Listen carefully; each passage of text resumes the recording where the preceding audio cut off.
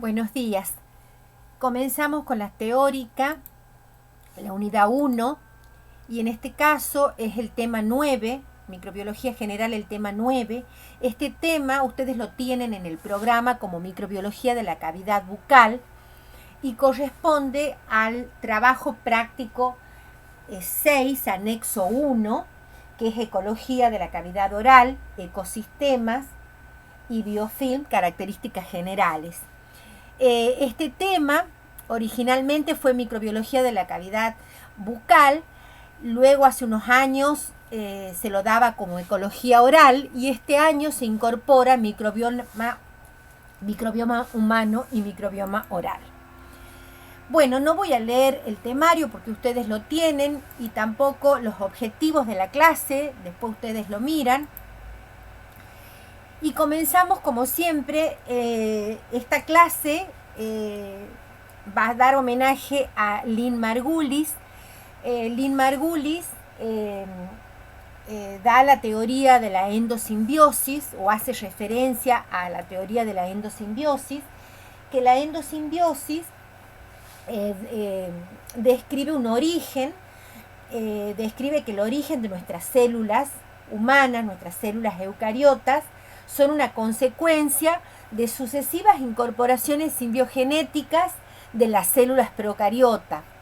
Es el origen más o menos de lo que vamos a desarrollar en la clase de hoy.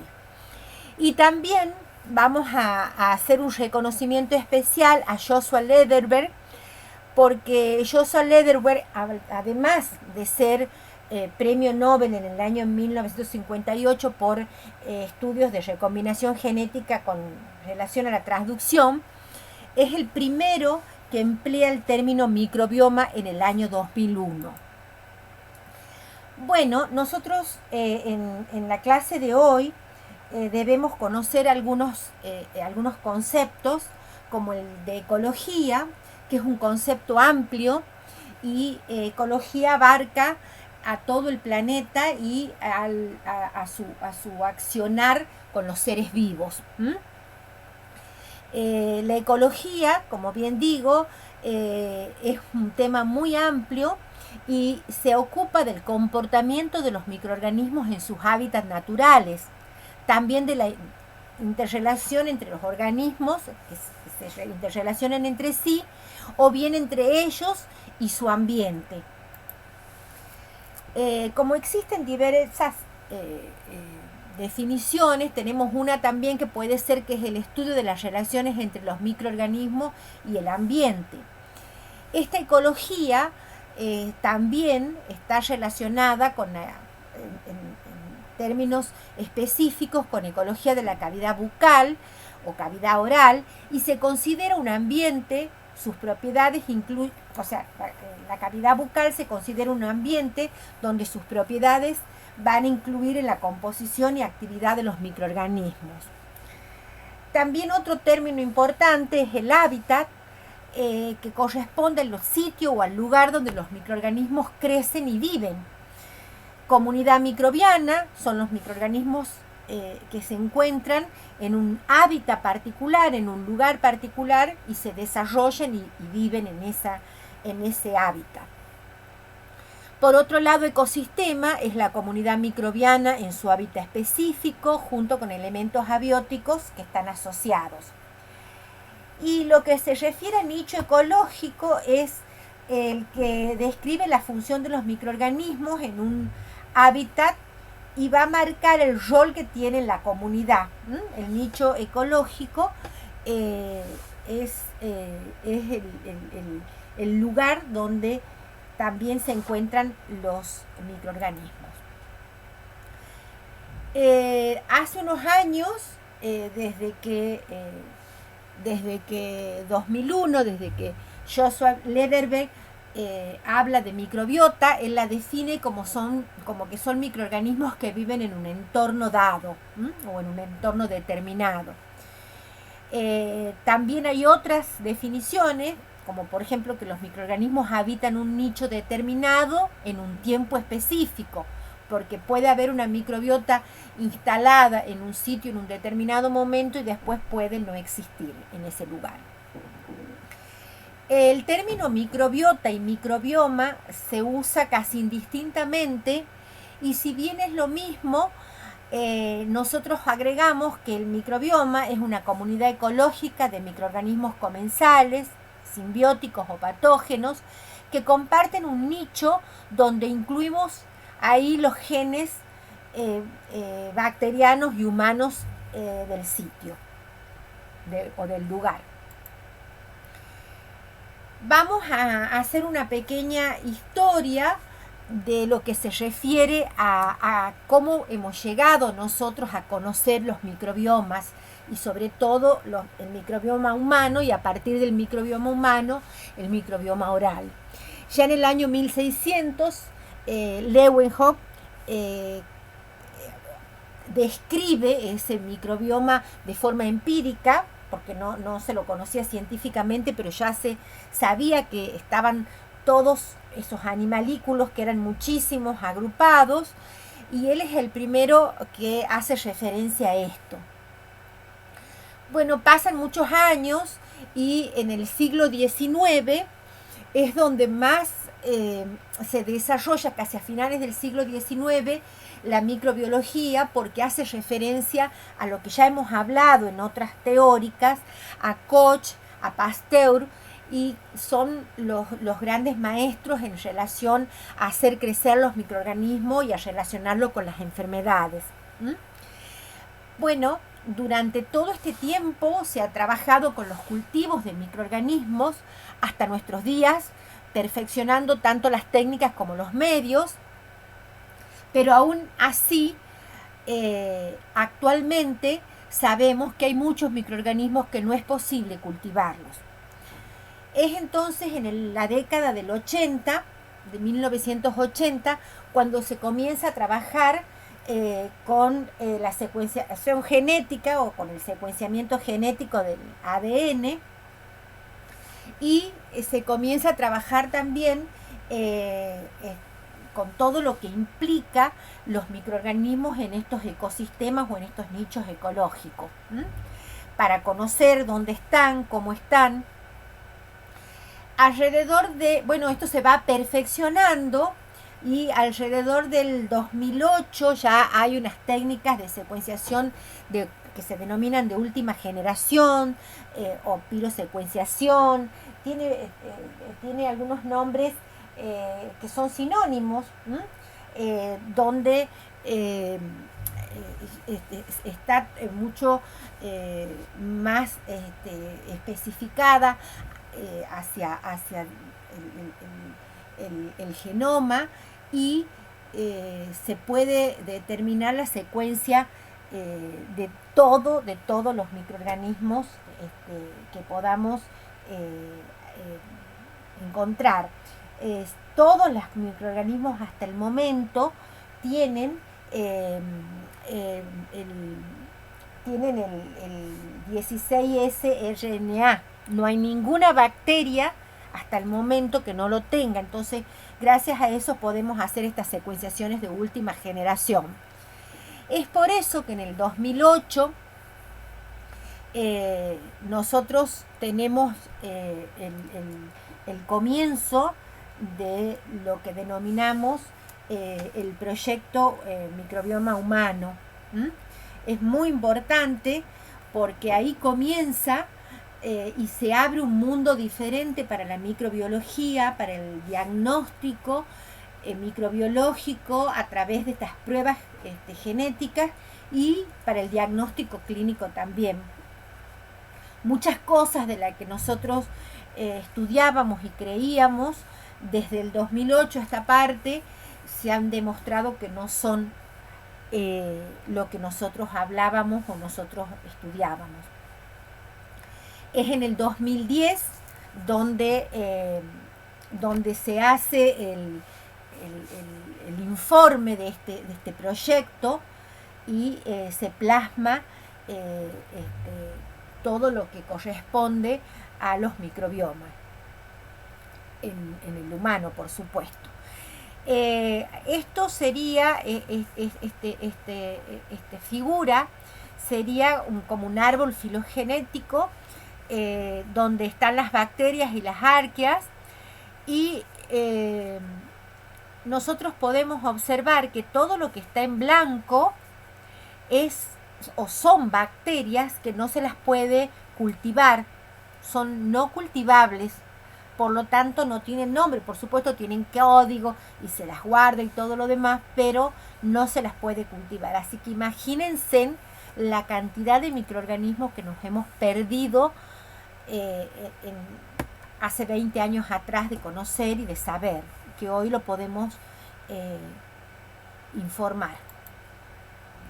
Bueno, este proyecto del microbioma humano, como les decía, nace en el 2008 y es un proyecto fantástico, porque hasta el día de hoy nosotros tenemos alrededor de 14.000 secuenciamientos de esos 16 SR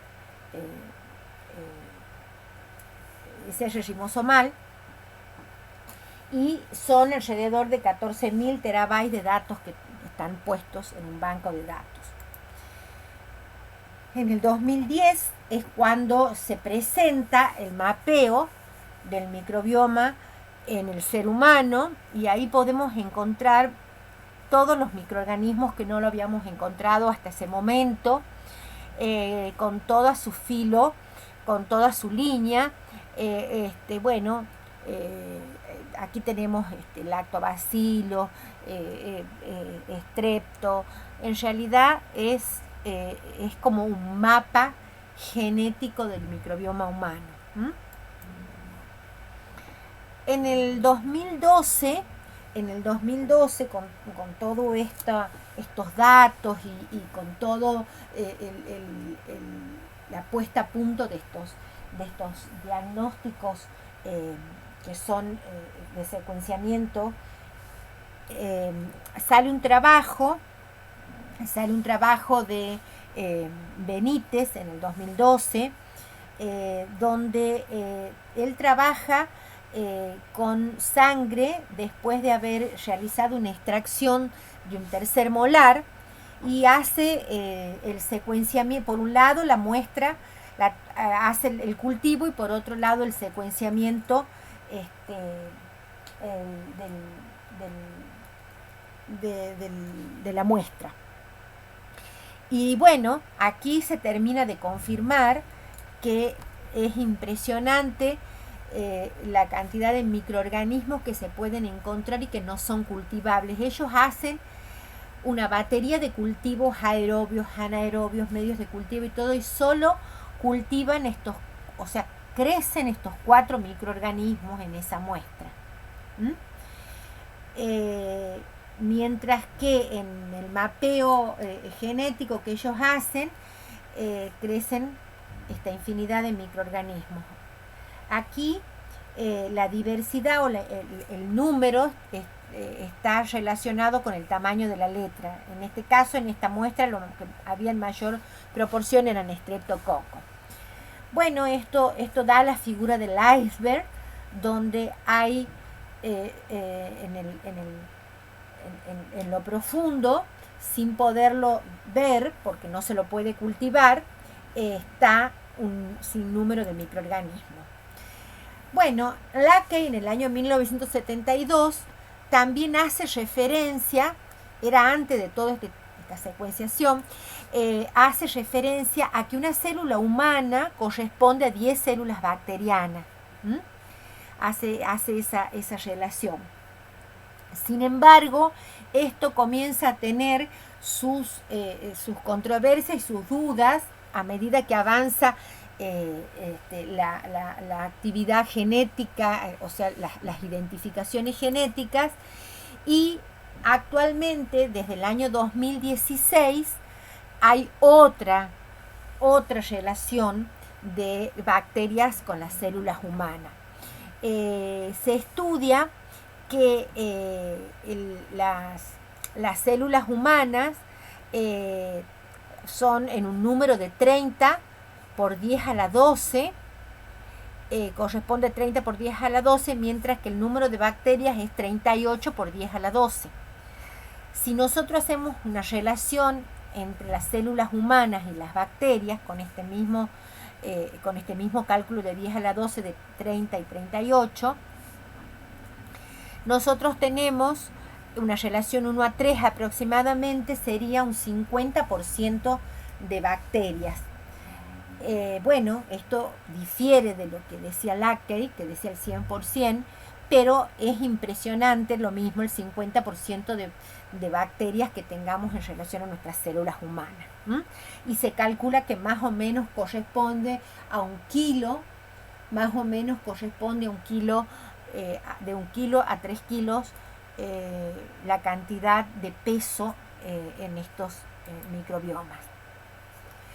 Bueno, en el año 2012, como para que sepamos lo que es el microbioma humano y cómo se llega desde el microbioma humano a estudiar el microbioma oral, desde el año 2012 se publica, la revista Nature, en el año 2012 va a publicar, un trabajo interesante que hacen ellos, que corresponde a alrededor de 4.800 muestras de 240 pacientes. Ellos procesan esos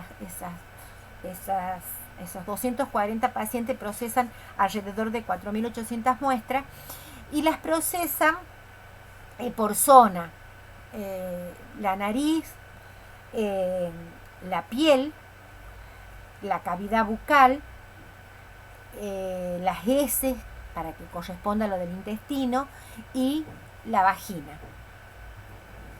En ese estudio, cuando ellos relacionan la diversidad de microflora en el paciente, en el individuo, ellos ven que la mayor diversidad de microorganismos, de microbiomas, está en la cavidad bucal y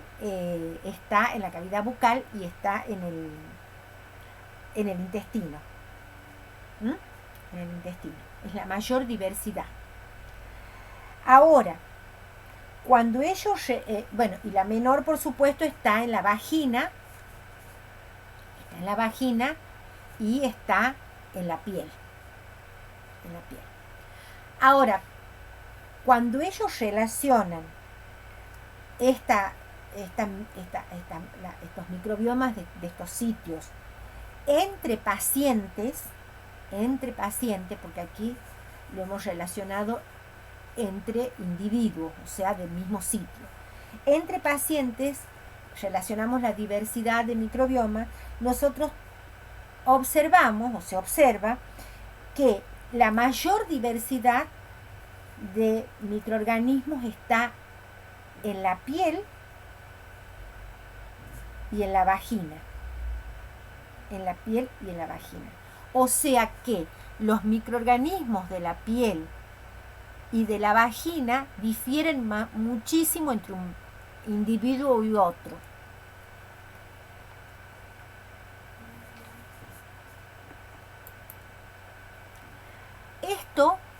Esto se relaciona con que los microorganismos de cavidad oral no tienen nada que ver de un mismo paciente, o sea, los microbiomas de ese paciente, los de cavidad oral, no tienen ninguna relación con gastrointestinal, con la flora,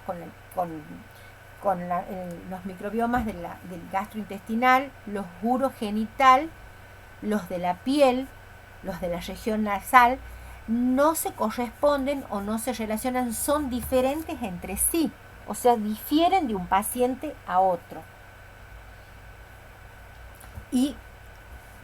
Difieren de un sitio a otro en un mismo paciente, difieren de un sitio a otro. Nosotros podríamos pensar que los de cavidad oral están relacionados con los microbiomas gastrointestinales, sin embargo no tienen ninguna relación, pero sí tienen relación los microbiomas orales de un individuo con los de otro individuo. Eso sí se relaciona. Por otro lado, también viendo la diversidad de los microbiomas en el individuo, nosotros tenemos que, por ejemplo, los lactobacilos tienen mayor presencia y diversidad en vagina que en cavidad oral. En cavidad oral es ínfima la cantidad de lactobacilos que se encuentra en relación a los lactobacilos en otros sitios. Por otro lado, los estreptococos sí tienen una relación importante en todo lo que se refiere a cavidad bucal, lengua, placa supra, placa sub, paladar, y ínfima en la que es toda la zona de vagina, y también menor en la zona de fosas nasales.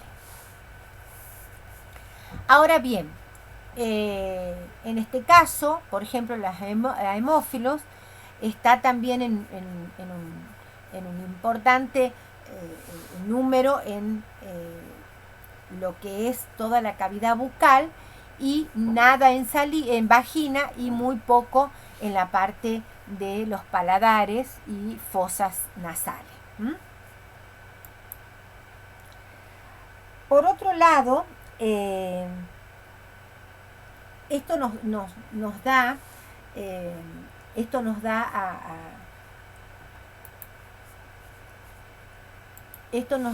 a confirmar que algunos géneros tienen algunos nichos de preferencia. Los géneros tienen nichos de preferencia. Si nosotros analizamos un nicho específico, como por ejemplo en este caso que se han analizado 120 muestras en lengua, en el dorso de la lengua, 127 muestras, y se analizó el género Streptococcus, o sea, cuando se analiza un nicho específico y un género, vamos a tener una diversidad de microorganismos que pertenecen al género, dispuestos en distintas formas, y a veces pueden o no pueden estar. O sea que en diferentes individuos nosotros tenemos diferentes proporciones de estos microorganismos del género en el mismo nicho. Entonces, es importante entonces decir que un nicho, o sea, estos pacientes eran pacientes sanos, nichos sanos. Es importante decir entonces que en un nicho sano, pueden no haber los mismos géneros de microorganismos, y eso también repercute en que no siempre los microorganismos de un mismo género están en un mismo sitio. Entonces vamos a hacer una conclusión con esto de los microbiomas humanos, donde podemos decir que la composición taxonómica entre individuos es variable, interindividual y específica. Es variable, interindividual y específica. Y por otro lado, tenemos que decir que la comunidad microbiana de un nicho tiene similitud con la comunidad del mismo nicho de otra persona. O sea, los microorganismos de mi cavidad bucal tienen similitud con la de cavidad bucal de otro individuo, pero no pero la comunidad de otro nicho en la misma persona no es igual. O sea, mi comunidad del tracto digestivo no es la misma que mi comunidad del nicho de la cavidad bucal. Por otro lado, las funciones metabólicas colectivas de las comunidades microbianas son extremadamente similares. Las funciones metabólicas colectivas. O sea, que se refiere a que esos microorganismos, ese género de microorganismos que nosotros encontramos, por ejemplo, en lengua, que son los que acabamos de ver, que son los estreptococos, pueden no estar algunos, pero en general tienen, en ese nicho, en la lengua, tienen las mismas funciones metabólicas. Y esto también se refuerza con el concepto de que el microbioma core sano, o sea, en un paciente sano, por supuesto, incluye una familia de genes microbianos, módulos metabólicos, vías regulatorias dentro de una ecología estable asociada al huésped. Y esto podríamos traducirlo como que es importante porque todo este microbioma core, que incluye los genes, que incluye los microorganismos y todo lo demás, son los que permiten o no permiten la instalación de otros microorganismos, o sea que son estables en el huésped y es lo que está controlando la instalación de otros microorganismos en ese sitio. Ahora, ¿qué sabemos nosotros del microbioma oral y de los ecosistemas orales?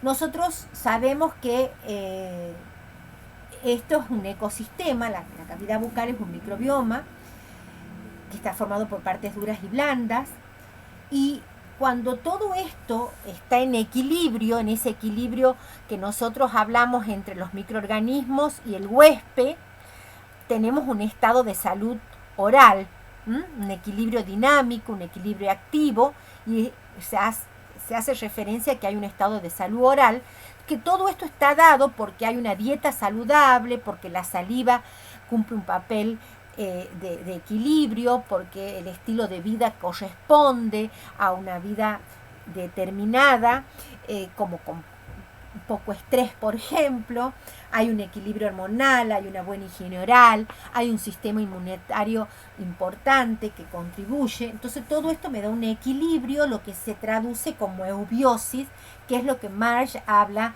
en el 2007 o publica en el 2007 este esquema. Por lo contrario, en las alteraciones entre los microorganismos, los huéspedes, se producen enfermedades como la carie o como otras patologías, y esto está originado porque hay un desequilibrio, ese equilibrio de balanza se inclina hacia un lado, y ahí es donde tenemos una dieta inadecuada, o sea, puede ser este desequilibrio por una dieta inadecuada, por una higiene oral mala, por una alteración del flujo salival, del sistema inmunitario, de nuestro estilo de vida, por el consumo de antibióticos. Entonces todo este desequilibrio se traduce con lo que se llama disbiosis.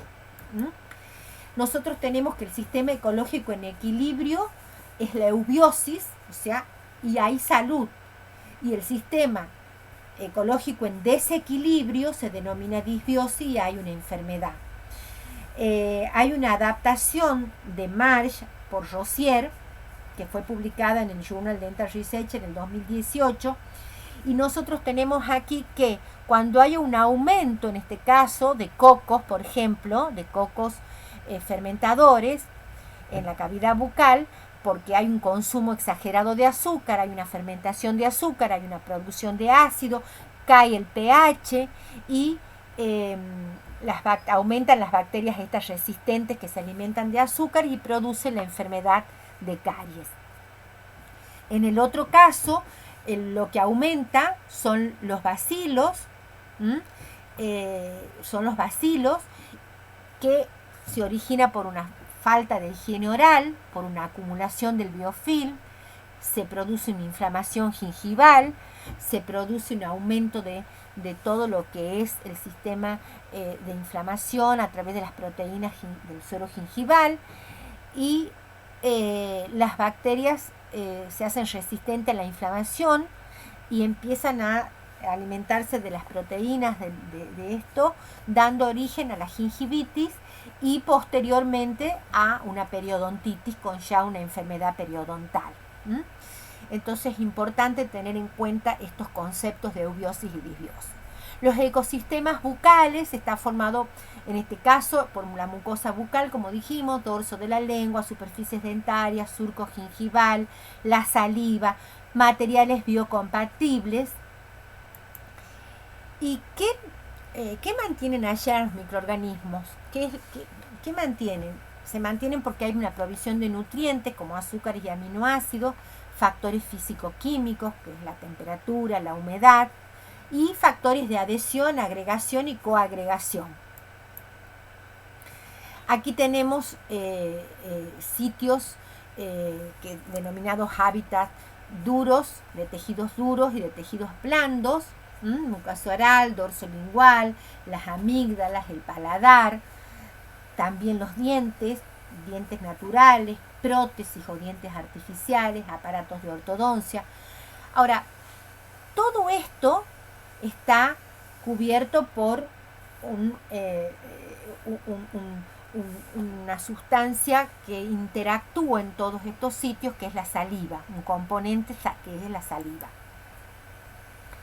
Bueno, nosotros tenemos también que tener en cuenta que las características de los ecosistemas orales tienen especificidad, variabilidad, heterogenicidad y cantidad. Y bueno, la variabilidad se refiere, la especificidad se refiere que en determinados sitios de la cavidad bucal hay determinados tipos de microorganismos. Un caso específico es que los estreptococos del grupo mutant casi siempre están en superficies duras. Específicamente hay otros microorganismos que se encuentran en las bolsas periodontal,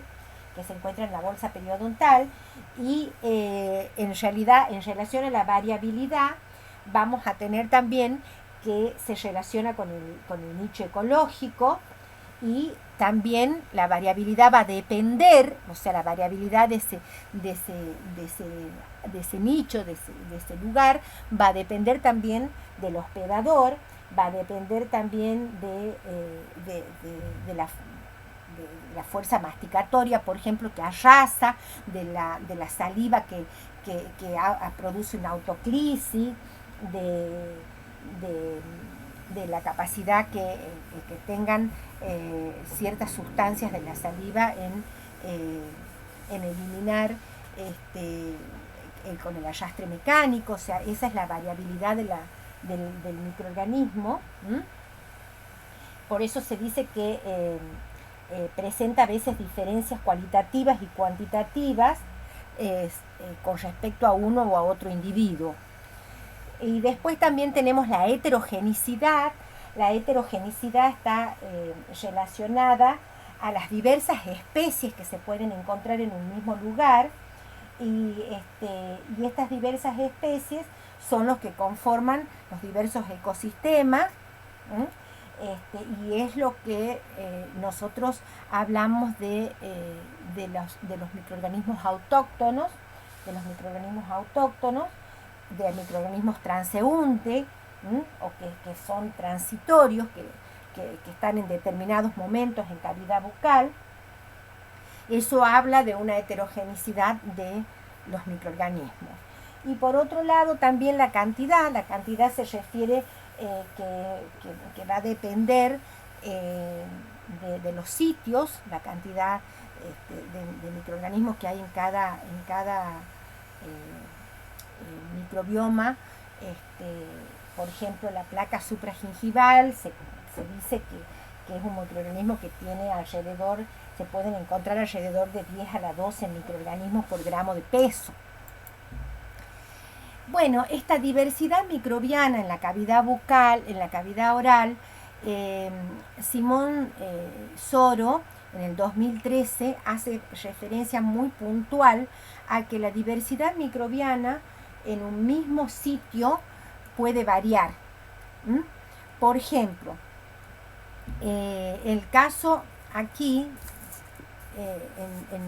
en las muestras tipiadas, por supuesto, genotípicamente, tipiadas de vestibular, hay un aumento importante y se encuentran los estreptococos, cosa que en el mismo sitio, en la misma zona por lingual, existen los fusobacterios y hay muy escaso número de estreptococos. O sea que en un mismo nicho, en un mismo hábitat que es el diente, en determinados sitios hay determinados microorganismos o géneros de microorganismos.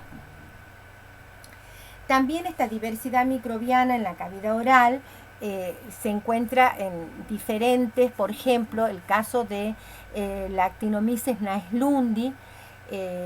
Por ejemplo, los géneros de Actinomyces no se encuentran en los mismos nichos, no se encuentran en los mismos hábitats. Por ejemplo, las Actinomyces, el género de Actinomyces, las especies están distribuidas en distintos sitios. Por ejemplo, el Actinomyces naeslundi se encuentra en placa, por sobre todo, y por ejemplo, en el caso del Actinomyces odontolíticos, esos Actinomyces odontolíticos se encuentran más en la lengua, y el odontolítico en la lengua que en la placa, ¿sí? Mucho más que en la placa. Ahora bien, nosotros tenemos, por ejemplo, aquí que los Fusobacterium nucleatum se encuentra en la placa, se encuentra más en la placa y en menor proporción tenemos en otros sitios más alejados, tenemos el otro Fusobacterium sin especificar. En la gingiva, otros Fusobacterium se encuentran más en la encía, en la parte queratinizada, y los nucleatos más en la placa. Este es un trabajo del año pasado que es bastante importante porque también confirma que estos microorganismos tienen del mismo género, tienen predisposición por nichos diferentes, por lugares diferentes. Bueno,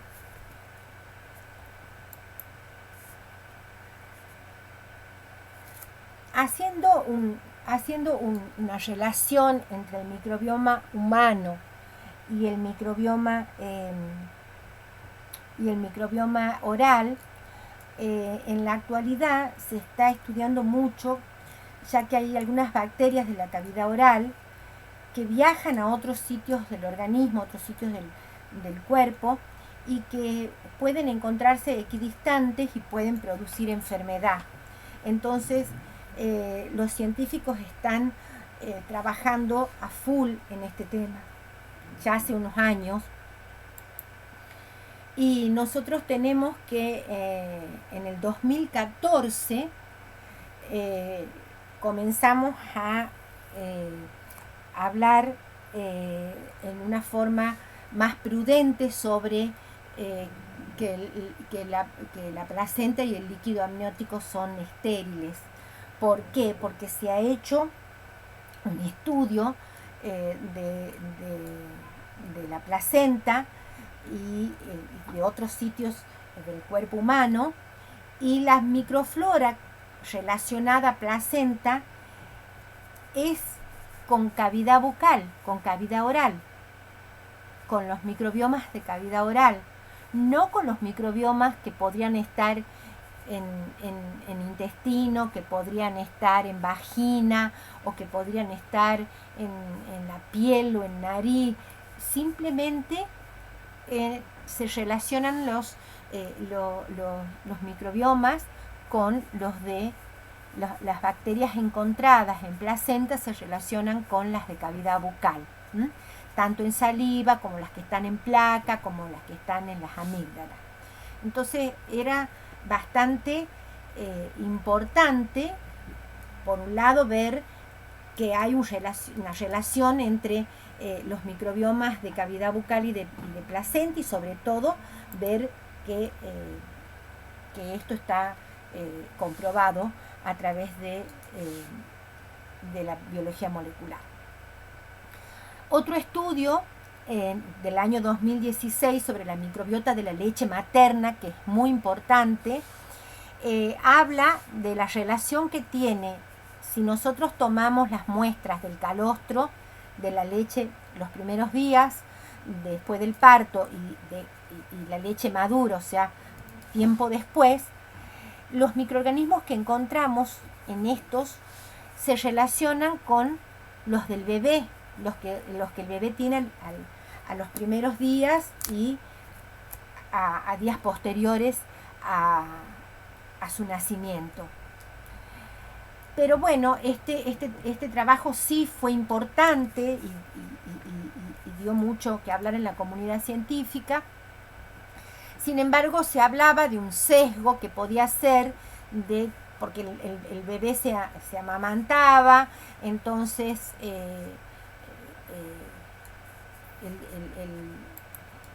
era esa la relación que había entre la leche y la microflora del bebé, que podía haber sido un cruzamiento. Entonces se estudió el precalostro, que es el líquido denominado, el compuesto precalostro, es el que está antes del nacimiento del bebé, es lo que origina las glándulas mamarias antes del nacimiento del bebé. Entonces se estudió el precalostro y luego, después que nació el bebé, se estudió el calostro,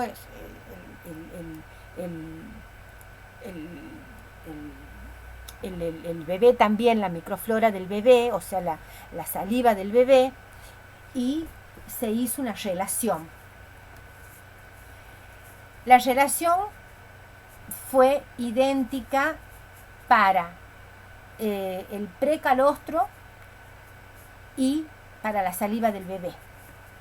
O sea, Streptococcus, Rhodia, Prevotella, Porphyromonas, Fusobacterio, Actinomyces estaban tanto en los estudios de precalostro como los estudios de la saliva de los primeros días de vida del bebé.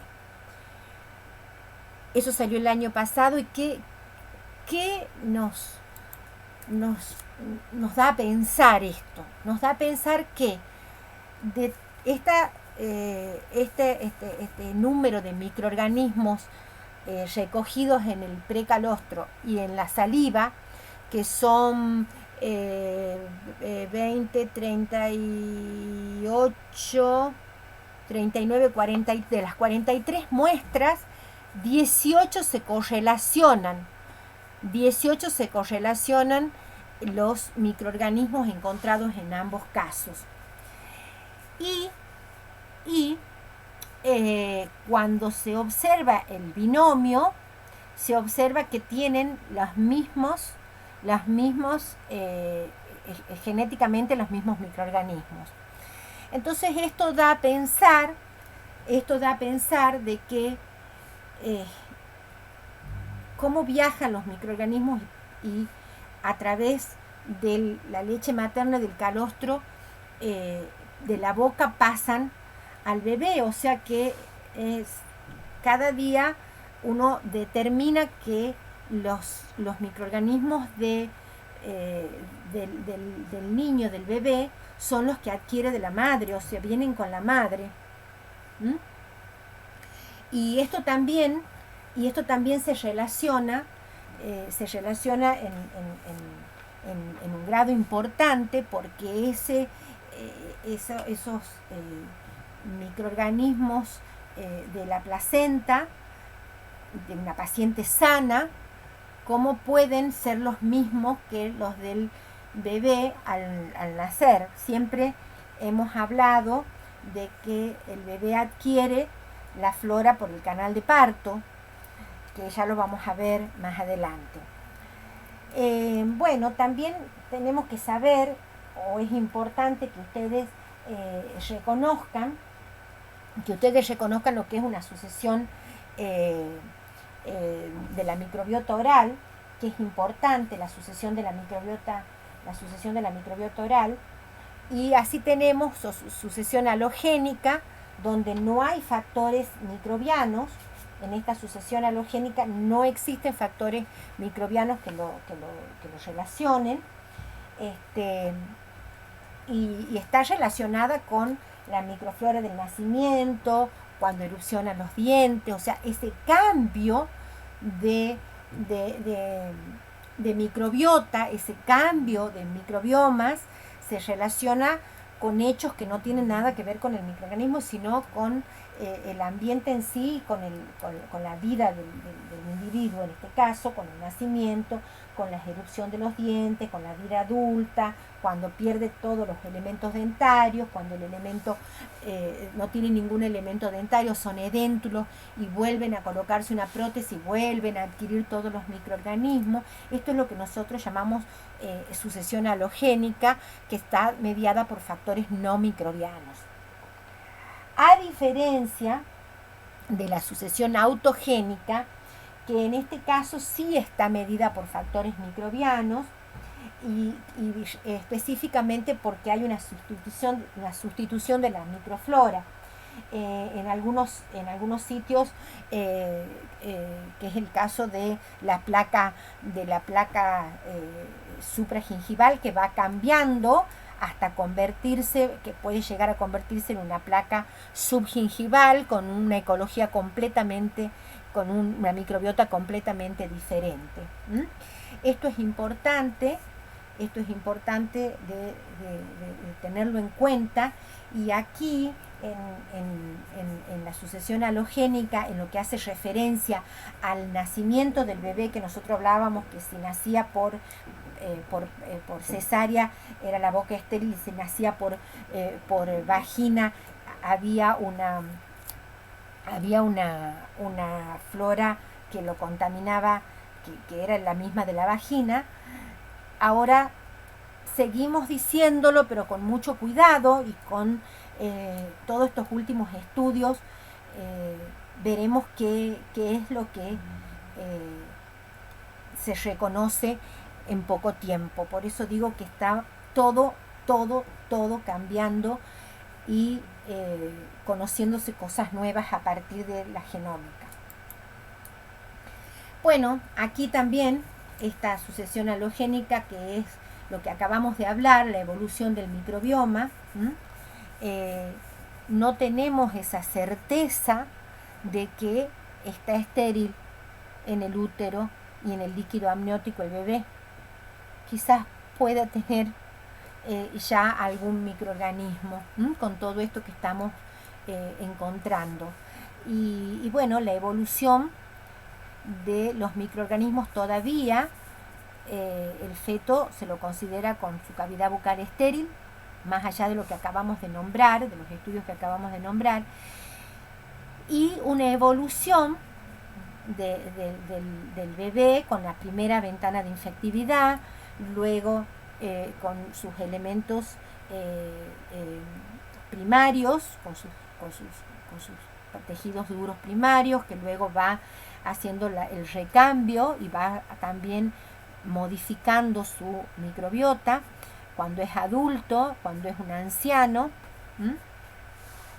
Entonces va a haber un cambio de la microbiota o de la sucesión alogénica.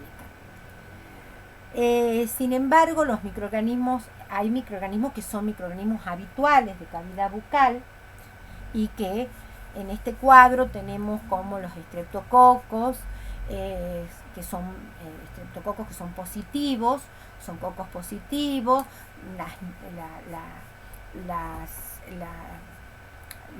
otros microorganismos que son negativos, como es el caso de la Bellonella, que son cocos, y porfiromonas, que son negativas pero son bacilos.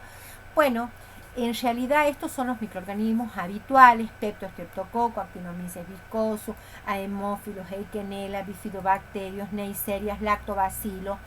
Son los microorganismos que encontramos en cavidad bucal como los residentes, por decirlo. Sin embargo, no solamente tenemos bacterias, también tenemos parásitos que lo encontramos como Trichomonas tenax, Entamoeba gingivalis. Tenemos herpes como el herpes simple, los citomegalovirus, el Epstein-Barr, los papilomavirus. Tenemos hongos como son las cándidas. Y en realidad nosotros hemos estudiado en este último tiempo, se ha ido estudiando más la diversidad de las bacterias más que de estas especies que corresponden a parásitos, virus y hongos.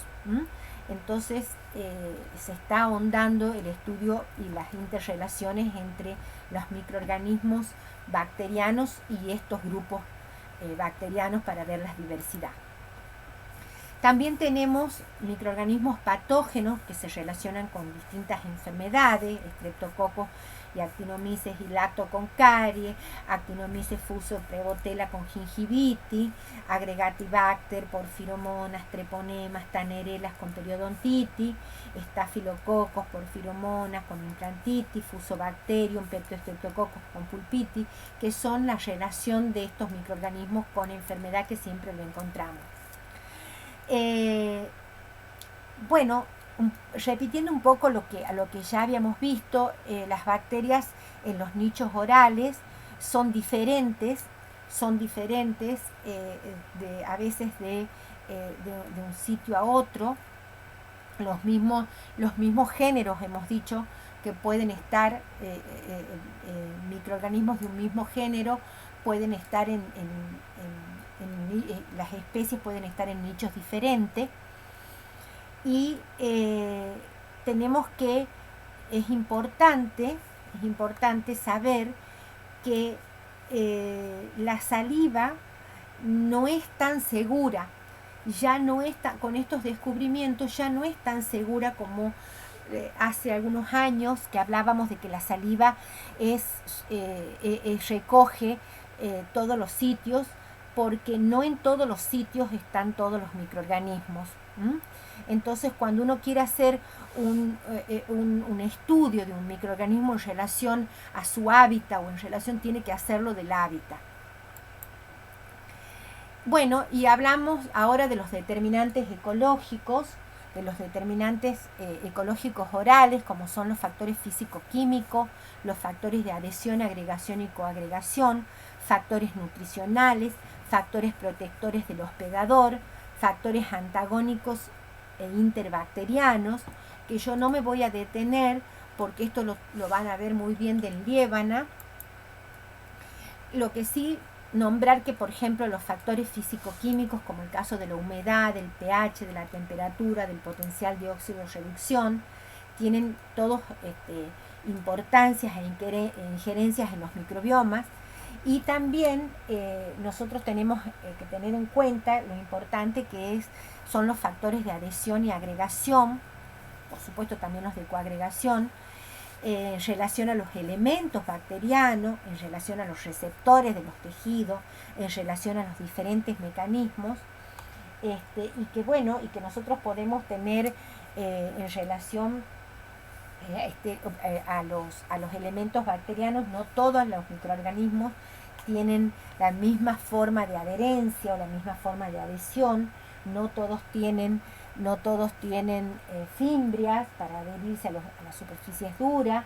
Un caso característico que lo vamos a ver más adelante es que los streptococos se adhieren firmemente a las superficies lisas por sus fimbrias, mientras que los lactobacilos tienen que colonizar, no tienen fimbrias, tienen que colonizar en los surcos o en fisuras.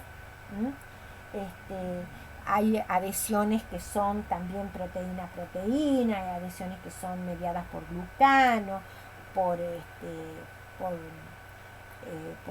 otros ácidos como son los lipoteicoicos. Y también tenemos los factores nutricionales, donde las fuentes pueden ser endógenas, a través de la saliva, a través del líquido gingival, a través de las células. También pueden venir los factores nutricionales a través de las fuentes interbacterianas, cuando excretan algunas sustancias o degradan algunas sustancias. Y las exógenas, que vienen a través de la dieta, que es el caso de puntualmente de los azúcares. Aquí cumple un rol importante la saliva porque tiene determinados componentes que por un lado tienen importancia en impedir la colonización microbiana y por otro lado también tiene inmunoglobulinas.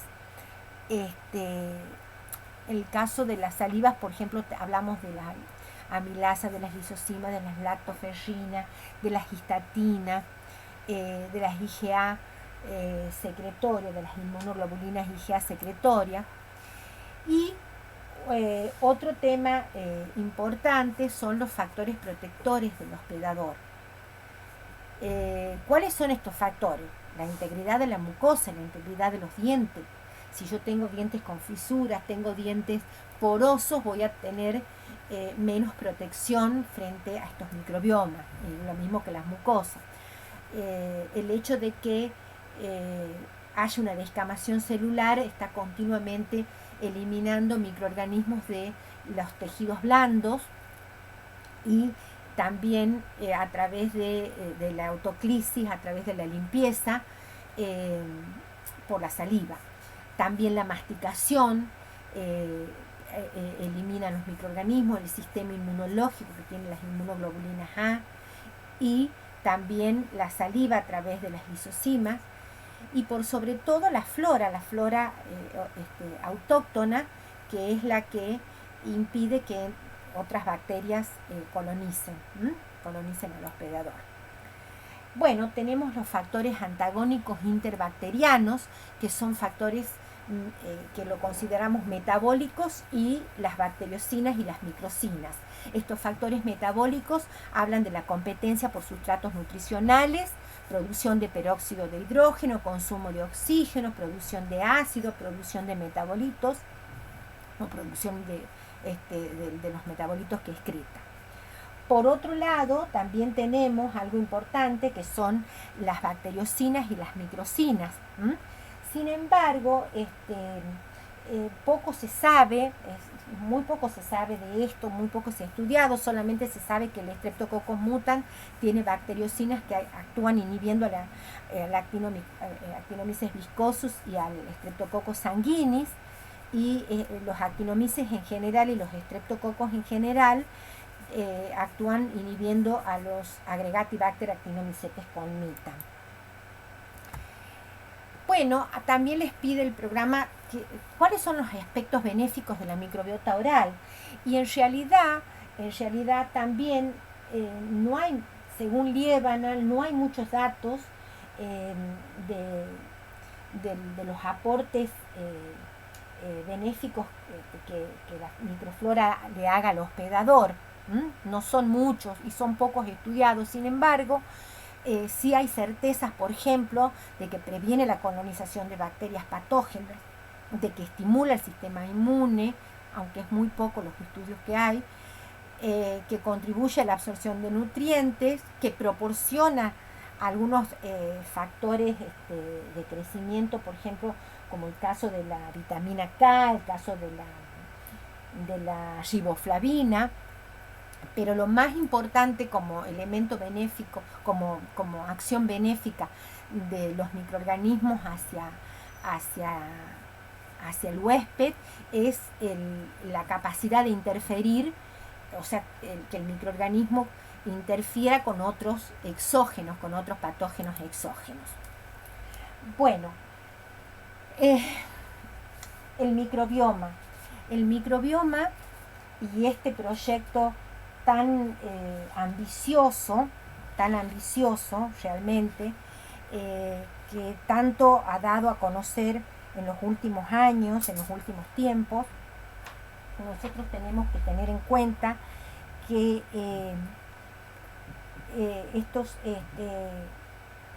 estos microorganismos son microorganismos que sabemos que están conformando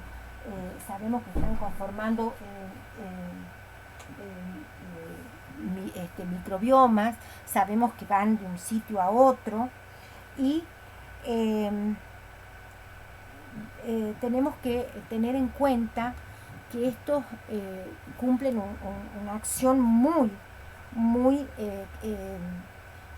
importante, coevolucionan con nosotros desde épocas pasadas, o sea, hace millones de años que los microorganismos están coevolucionando con nosotros y que es probable que no podamos separarnos ya, justamente por esta teoría de endosimbiosis de Margulis. Y si nos separamos, es probable que nosotros como humanos tengamos serias dificultades,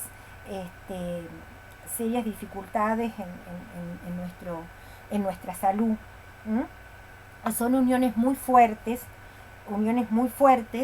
que simbiosis muy fuerte, que más que microbioma deberíamos llamarlo que el ser humano tiene una acción de holobionte, que contribuye un holobionte. Ahora bien,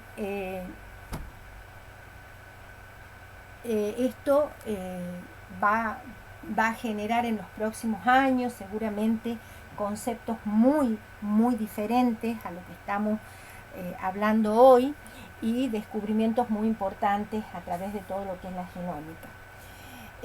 Yo en esta clase quiero agradecer al doctor Rubén León y a su equipo por la colaboración en el conocimiento de algunos temas. La referencia bibliográfica lo indica, y dejarles a ustedes esta inquietud de leer. Yo tengo multitudes de Edión, donde los microbios que nos habitan y una visión más amplia de la vida, o sea, algo magnífico para entretenernos en algún momento cuando podamos. Gracias.